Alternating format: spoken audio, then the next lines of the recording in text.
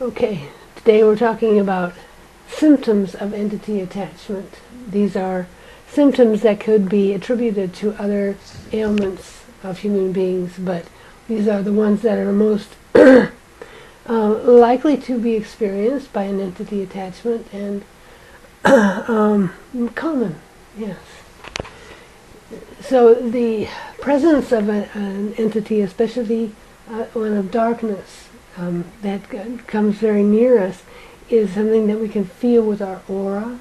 It kind of invades our personal privacy, and we can feel it. And if it's dark, it's very troubling. It's disturbing. It's creepy. And the symptom is sexual interference, and this is something a lot of people experience that are working with dark magic, or their ancestors have worked with dark magic. And we get into this as we do diagnostic readings and as we need to educate people on an as-needed basis. I don't want to scare the public, okay? Uncharacteristic behaviors emotionally are a sign that an entity has joined you and is exacerbating some part of you where you might have an unhealed trauma, and you'll find yourself acting out in ways that are unusual to you. Okay? Hearing voices, audible and telepathic. Telepathic voices come to us as thought forms.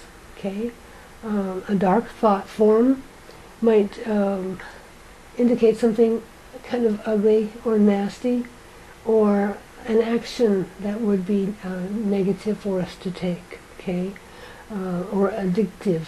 An urge to all of a sudden start drinking when it's not your nature and not normal for you. That's an indication of an empathy influence. Mysterious physical ailments that just come up out of the blue. All of a sudden, you've got a bad back, like you've had it for years. It's really like chronic severe pain, or any number of other ailments that just come at you like boom overnight, right? As a sign of an entity attachment. Painful neck and shoulders and back, especially lower back. These are indications of a dark one, of intense darkness trying to attach. And so these are what I call demonic attacks. And again, this is something that we teach as needed basis. Sexual identity confusion. When we have birth attachments that are not our own sex, and someone that believes in reincarnation will come back to the earth over an existing soul, a new soul in a womb, and he believes he's reincarnating, right? Well, no, he's being born over the soul that is already in the womb and about to be born.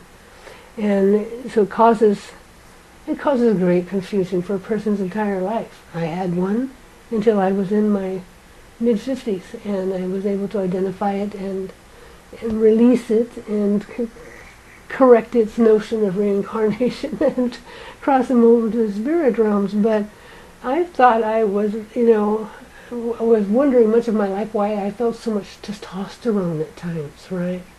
So a lot of confusion is caused by the spirit world when they're beings that are lost souls and haven't have not crossed over yet to the spirit realms, right?